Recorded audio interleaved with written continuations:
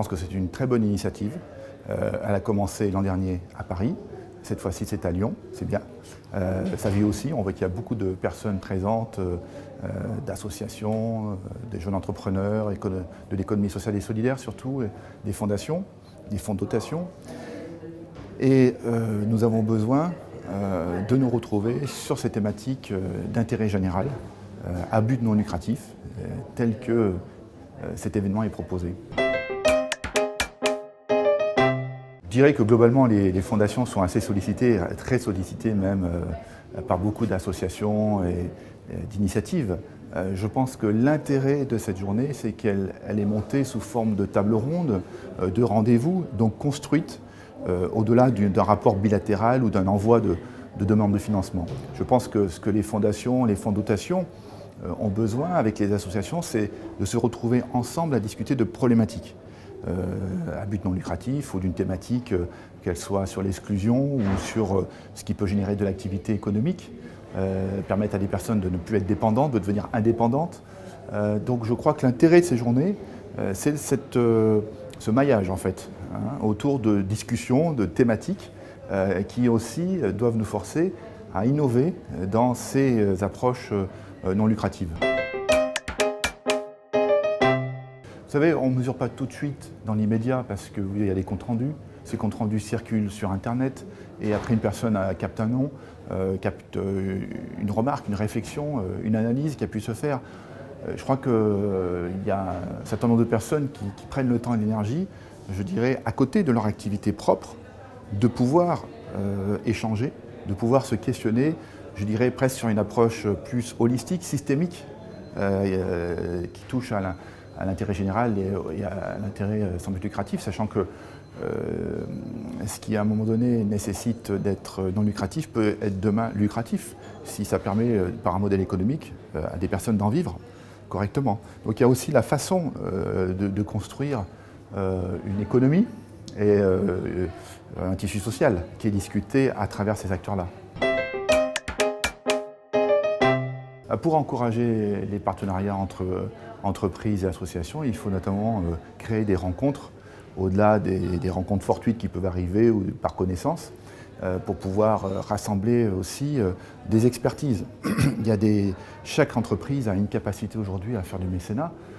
Il y a quelques jours, nous avions le Tour de France de l'Amicale qui représente des entreprises mécènes.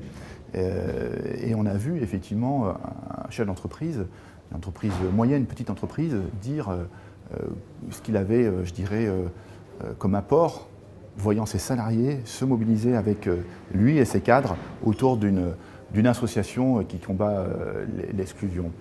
Donc c'est venu d'une rencontre et c'est vrai qu'ensuite, quand on commence à œuvrer dans ce partenariat entre entreprises, mécènes et associations ayant des besoins de soutien, on est au départ d'une initiative qui généralement se prolonge. Donc votre question pour permettre effectivement qu'il y ait ces rencontres, ça passe aussi par des journées comme celle-ci. Voilà, de pouvoir organiser dans un agenda, dans une journée, une table ronde, une thématique, et faire qu'on écoute et qu'on va au droit au but, on voit des choses qui innovent, ce que ça peut apporter. Les chefs d'entreprise sont débordés, ils ont un objectif, c'est la rentabilité, ce qui est normal, ils investissent donc ils veulent la rentabilité. Et évidemment, quand ils perçoivent que ceux qui prennent aussi un peu de temps pour du mécénat, pour suivre des causes, quand ils voient que ça mobilise des salariés, que ça motive ces salariés et que c'est utile au niveau social, généralement ils ont envie de continuer d'aller plus loin. Voilà, encore faut-il le faire savoir et montrer que c'est possible et que ça ne nuit pas à l'activité économique, quelque part que ça y contribue. Ce que je note d'intéressant, c'est qu'aujourd'hui on a des médias tels que le vôtre qui peut aussi faire parler de ces rencontres. Donc c'est tout l'intérêt des outils. Je crois que notre responsabilité, c'est de rendre accessible ce qui peut paraître comme étant compliqué. Quand on est dans une entreprise très préoccupée par son activité, on n'a pas toujours le souci de rencontrer des associations. Alors comment le faire ? Et donc des médias tels que le vôtre, des journées telles que celle-ci, doivent faciliter. Donc il faut aussi que nous, les responsables dans ces domaines-là, nous puissions être en mesure d'organiser, d'accompagner, de faciliter ces rencontres. Parce qu'encore une fois, les causes que nous défendons dans des associations, dans des fondations, méritent tout l'intérêt et l'apport de l'expertise d'entreprise, des salariés qui vont se mobiliser, des moyens économiques qui sont disponibles et que l'État encourage. Donc l'État ne peut pas tout faire, l'État a besoin d'un relais d'acteurs privés, et donc c'est la question de cette capacité à pouvoir agir ensemble sur ces territoires. Complètement. Il nous manque une émission, il nous manque un repère télévisuel fort qui montre que ce n'est pas si compliqué que ça, que ça a un impact. Quand on entend des témoignages de chefs d'entreprise expliquer que ça vaut parfois 10 plans de communication, parce que c'est voilà, leurs salariés, les gens ne font pas ça parce qu'il y a un problème, ils font ça parce qu'il y a une volonté, une envie d'aller au-delà du travail et sur des causes. C'est vraiment intéressant à vivre, à voir, et surtout que ça a un impact. Alors après, il y a différentes façons aussi d'intervenir.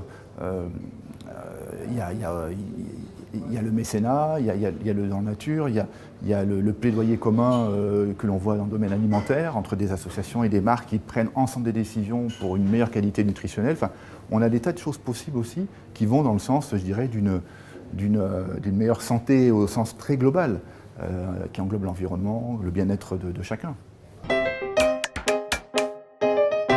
On a envie de savoir aussi, à côté de chez moi, qu'est-ce qui se passe. Et en ce moment, c'est un point d'actualité d'ailleurs, c'est que le Centre français des fonds et fondations pousse beaucoup les pouvoirs publics à permettre qu'une fondation sur un territoire, comme ici à Lyon, puisse amener des moyens en soutien du moment que c'est de l'intérêt général, c'est-à-dire au-delà de son principe de spécificité. Je m'explique, une fondation, elle est dans la santé, dans l'exclusion, elle doit y rester, c'est la nature de ses statuts. Et on essaie de faire valoir que sur un territoire, une fondation doit pouvoir répondre aux diverses sollicitations du moment qu'elles sont de l'intérêt général, ce qui est assez logique. Et donc, voilà, ça c'est un sujet de débat aussi en ce moment. Je pense aussi qu'on n'en est encore qu'au début des capacités dans ce domaine-là. On n'est pas épuisé, bien au contraire. On vient quand même de décennies où il y avait des domaines en France très segmentés. Le monde des universitaires, le monde des entreprises, le monde des ONG, le monde des... Et de plus en plus, voilà, ces types de rencontres aussi font les maillages. Et puis les gens doivent avoir une mobilité.